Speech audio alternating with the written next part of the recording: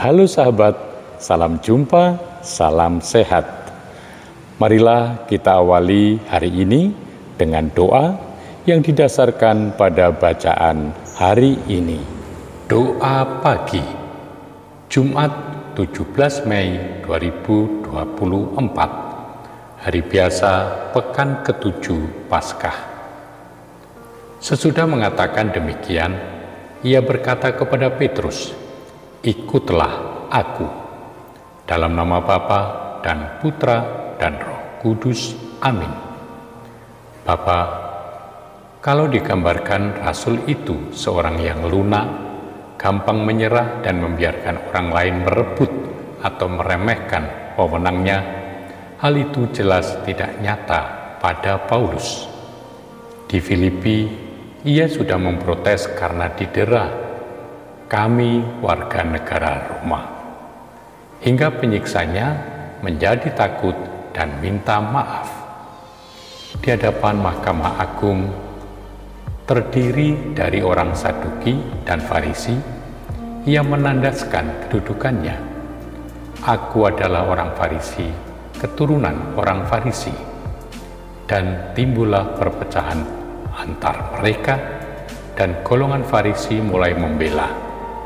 Tetapi ketika Paulus mau dibawa ke Yerusalem untuk diadili oleh Mahkamah Agama yang sudah bermaksud membunuh, ia sebagai warga negara Romawi menggunakan haknya. "Aku naik banding kepada Kaisar." Ternyata rasul bukan sasaran yang empuk, dan ini contoh bagi kelompok minoritas seperti kami. Semoga kami mampu menggunakan wewenang dengan gigih untuk menegakkan keadilan. Bapa, gambaran rasul organisator hebat, aktif meliputi segala bidang, pintar cari dana, populer di lingkungan orang besar kecil, sukses apa yang ditanganinya, selalu menggodai orang-orang yang aktif merasul. Orang tertarik pada kehebatan Paulus atau Fransiskus Xaverius, tetapi Injil Yohanes hari ini dan Yesus menunjukkan segi lain. Petrus ditampilkan sebagai contoh rasul, sebagai manusia biasa, berkehendak baik, setia, dan terbuka mau mengikuti panggilan Yesus yang memilih dia tanpa jasa dari pihaknya. Ia punya kelebihan dan kelemahan, hingga kelemahan pernah sempat menguasai dan menjatuhkannya. Hanya pengampunan, cinta, dan belas kasih Kristus dapat mengangkatnya kembali sebagai murid. Petrus tidak lagi mau membanggakan diri sebagai yang mencintai Yesus lebih daripada yang lain. Ia hanya mengaku mencintai Yesus. Atas dasar kemauan mencintai itu, Petrus diserai penggembalaan umat. Bapa, Yesus sendiri yang memanggil dan mengangkat Simon menjadi Petrus. Dan Petrus hanya menjadi karang padas karena ditunjuk oleh Kristus.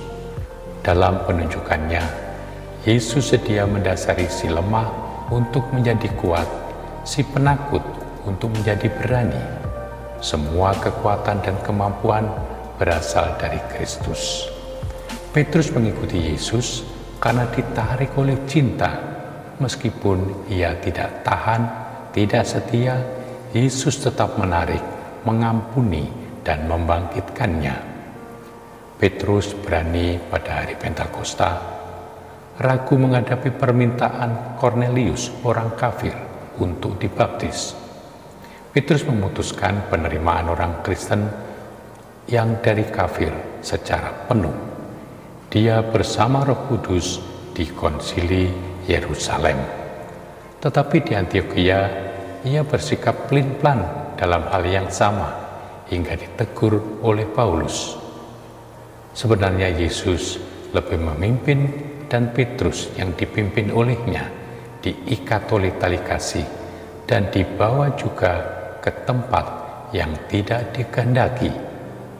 Petrus sebagai gembala akhirnya juga harus menyerah menjadi tawanan Kristus. Bapa, kami telah Kau panggil mengikuti putra-Mu.